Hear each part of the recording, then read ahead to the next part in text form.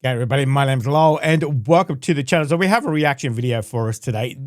Here's what it was really like to pioneer on the Oregon Trail. So let's jump in.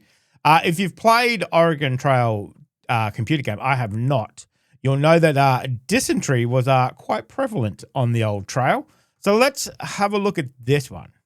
Between 1840 and 1860, roughly 400,000 people traveled the 2,000-mile path of the Oregon Trail, encountering sickness, death, exhaustion, and other hardships. The road was long and arduous, but for 2,000 miles. That's a long bloody way. That's a long way. Death, exhaustion, and other hardships. The road was long and arduous, but for these determined pioneers, life continued on and even settled into a routine. Here's what life was really like on the Oregon Trail. Pioneers who journeyed on the Oregon Trail used wagons. Pioneer wagons had to be light but durable enough to take a beating. Most settlers used converted farm wagons, while others relied on ones specially made for the Oregon Trail. The common misconception is that overlanders used Conestoga wagons. They did not. Those famous wagons were used for freight on other trails. They were much too heavy for crossing the prairies. The wagons that pioneers used were often simple farm wagons fitted with covers made of canvas. They weighed up to 1,400 pounds and hauled nearly a ton and a half. Because of the strain, trail wagons were usually mostly made of hardwoods such as oak, hickory, and maple. The wagon bed, at only 4 feet by 10 feet, was crammed with supplies. If the wagon broke down on the trail, it could be an arduous, if not impossible, process to fix it. The tires, axles, and the connections in the undercarriage took the most abuse. These parts were reinforced by iron. The whole ensemble was covered up with white canvas held by hoops, which led some to call the pioneer wagons prairie schooners. Prairie schooners made for an uncomfortable ride. There were no springs or suspension systems to cushion the jolts of 2,000 miles of rocky wilderness. Most overlanders, therefore, walked. Not just because of the lack of comfort, but because the wagon was full of stuff. Because the Oregon Trail was so long and so full of unknown hazards, pioneers organized themselves into larger caravans called wagon trains. This created a mobile community that had the virtue of protection in numbers. Best not to get too far from the train, miss. It's like the ocean out here. The pioneers were also well-structured. Wagon trains operated through written agreements that dictated rules of who does what and designated officers to the caravan. Such contracts were used until about 1850, when they were replaced by more informal agreements.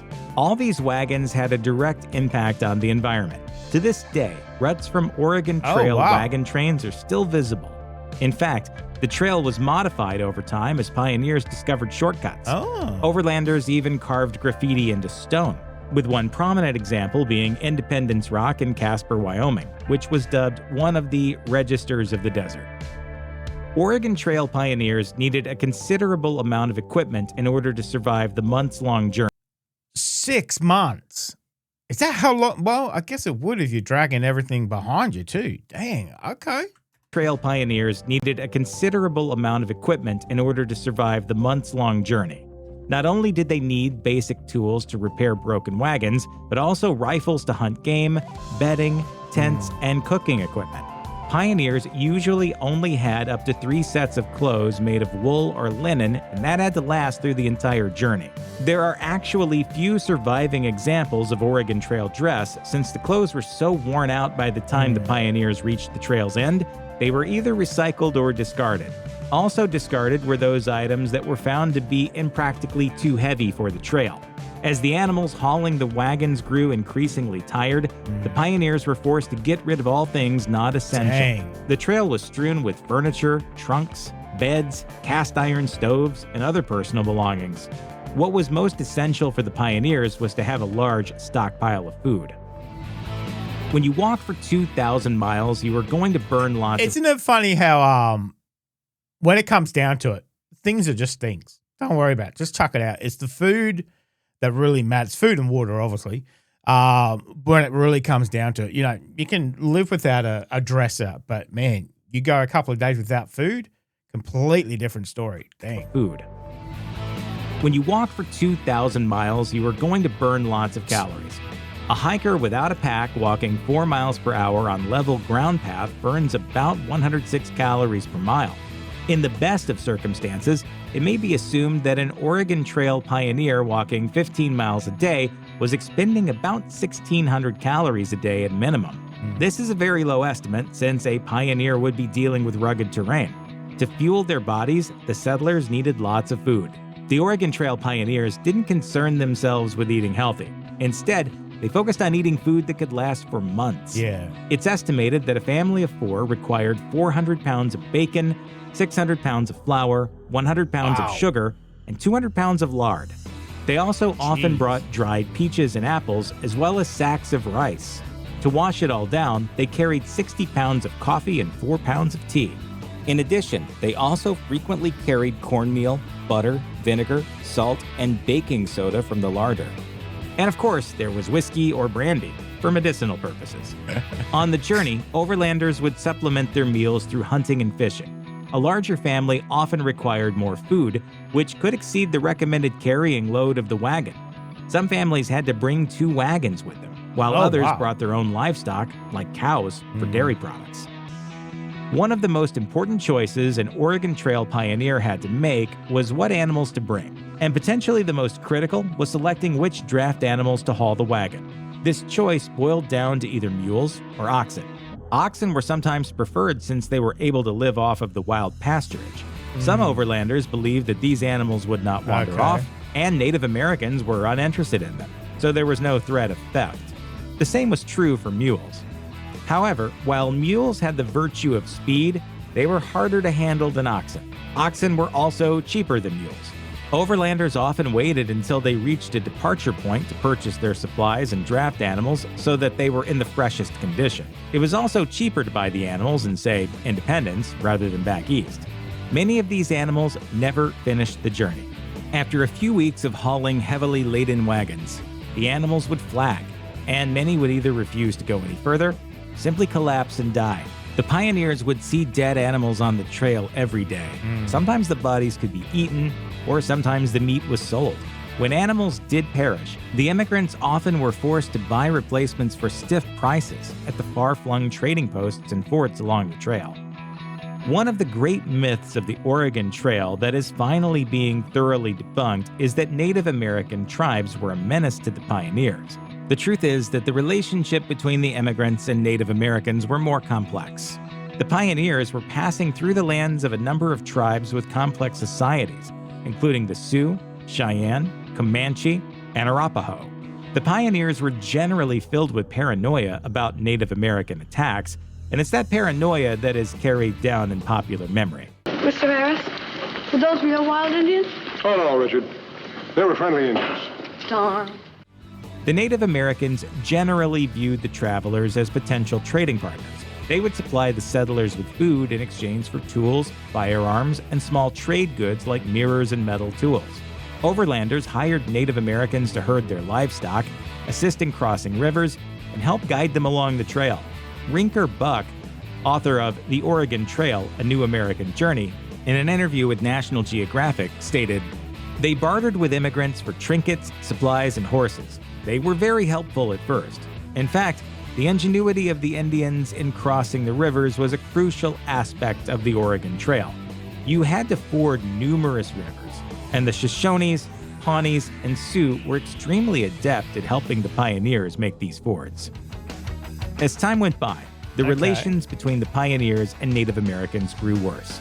The immigrants never got over their paranoia and frequently shot at peaceful Native Americans. Rinker Buck. It's always that miscommunication, isn't it? You know, one side doesn't talk to the other, and the other, they all get this feeling of what's happening and it's not really happening. And then obviously, you know, you start shooting and it's just miscommunication all the time. Got over their paranoia and frequently shot at peaceful Native Americans. Rinker Buck noted to National Geographic, "For about 20 years, it was very friendly as opposed to the impression that you get from Hollywood movies. But when the Indians realized the white man was there to slaughter the buffalo, their protein source, and we did, in hellacious numbers, they turned hostile and declared war." Most of the attacks on the Oregon Trail occurred near the Snake and Humboldt rivers or near the southern end of the Willamette Valley to the Applegate Trail. Still, casualties were lower than you may have thought. John Unruh calculates in his book, The Plains Across, that between 1840 and 1860, 362 pioneers were killed by Native American attack, and 426 Native Americans were killed by pioneers. I mean, when you think of, what did he say, 400,000 people made the journey? That's very low number. I mean, I wouldn't want to be in the 300 or the 400, but compared to 400,000, that's pretty low. That's pretty low, especially when you think about all the stories about, being under attack and everything. That's really bloody low. Native American really attack, low. and 426 Native Americans were killed by pioneers, with most of the deaths occurring in the latter years. Keep in mind that Native Americans were far more impacted by the diseases brought by settlers and their impact on the environment. Even though the threat of violence from Native Americans was exceedingly minimal, the Oregon Trail was still highly dangerous. The mortality rate of the pioneers may have been up to 10%. The causes of death were numerous. Wow. Pioneers brought firearms with them for hunting and sport, and accidents through inept handling frequently occurred. Other major accidents included drownings and being run over by wagon wheels or by the animals they brought. Harsh weather also played a factor, which included lightning strikes.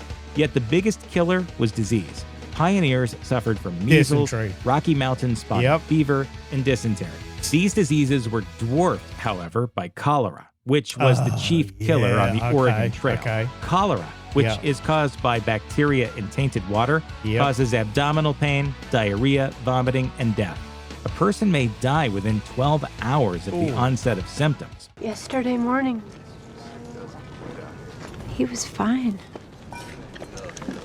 It is very quick, Carlo. The worst outbreaks of cholera occurred between 1849 and 1852. Overlander Cecilia Adams wrote in her 1852 diary, "Past 7 new-made graves. One had 4 bodies in it. Cholera. A man died with the cholera ahead of us." Estimates vary, but disease alone may have claimed up to 30,000 pioneers. Wow. Children shared the dangers of the Oregon Trail with their parents. Some estimates say that as many as 40,000 of the pioneers were children. Children on the trail took part in the same chores and duties as adults. One family with 9 children only permitted the 3- and 5-year-olds to escape work. Such chores may be to help bake food, assist driving the wagon, or minding any of the loose livestock the settlers brought. There was no formal schooling on the trail except for what the family could tutor them. Children brought with them vivaciousness, which enlivened the camp. At night, they played games like leapfrog and London Bridge, as well as song and dance. One such account states that a boy named Robert got his hands on a pair of Spanish spurs. He put these on and then attempted to ride one of the tempestuous mules. One of the party reported, quote, "He looked so ridiculous flying over the mule's head. We heard no more of Spanish spurs." As that story illustrates, children often were seriously injured, with some dying in accidents on the Oregon Trail. Such cases included a wagon wheel rolling over a child, breaking limbs, or outright killing them. An 1849 diary entry records, "A lady and 4 children were drowned through the carelessness of those in charge of the ferry." As the immigrants crossed North America, each wagon train fell into a routine. A typical day began at 4 a.m. to the sound of a bugle or rifle to wake up the caravan. At 5 a.m., the livestock that was let loose to graze overnight were rounded up, after which breakfast was served. By 7 a.m., the evening camp was packed and wagons hitched. At a sound of a trumpet and a call, "Wagons ho!" the caravan proceeded with men riding ahead on horses to scout the path. At noon, the wagon train halted for a rest and a meal. At 1, the caravan was on the way again, generally proceeding until about 5 p.m., when camp was made by circling the wagons as a corral, followed by suppers, daily tasks, and some leisure time. Typically, the camp turned in at 8 p.m., and a guard was set who was relieved at midnight. The process would then repeat itself at 4 a.m., with the exception... That's pretty full on. From 4 o'clock to 5 o'clock at night. A little bit of rest in the middle of the day. Man, that's a big bloody day. To do that for 2,000 miles. No wonder disease and everything. Everybody was so tired and run down. Dang. Who was relieved at midnight. The process would then repeat itself at 4 a.m., with the exception of some wagon trains that halted for extended periods or for the entire day on Sundays for religious observances. With a Okay. journey so long and monotonous, Oregon Trail pioneers adopted routines and even a semblance of what settled life was like. There were a number of marriages and births on the trail. Most weddings occurred Okay. at the demarcation points in the east. Romance also bloomed on the road, though, and couples married. The newlywed couples were often subjected to a joking custom supposed to prevent the consummation of the marriage, which might entail banging pots and pans and dragging the newlyweds out into a drunken mock parade. With a journey so long, though, tempers sometimes frayed. According to Rinker Buck, as pioneers moved further, fights would break out, especially during river crossings in which people's livestock and possessions would get mixed up. Buck said, "People would pull their guns out and start shooting each other. I feel that the Oregon Trail years and the stresses and the tensions of the crossing introduced this kind of violence into the American ethos." Perhaps Damn. the pioneer Okay. Lauren Hastings summed up the Oregon Trail experience best when she later told the Oregon Pioneer Association, "I look back upon the long, dangerous, and precarious emigrant road with a degree of romance and pleasure. But to others, it is the graveyard of their friends." Check out one of our newest Wow. videos right here. Plus, even more grunge videos about U.S. history are coming soon. Subscribe to our YouTube channel and hit the bell so you don't miss a single one. That was very interesting. You know, we've all heard about the trail and how bad it was, but to know that your biggest threat it's always gonna be disease, you know.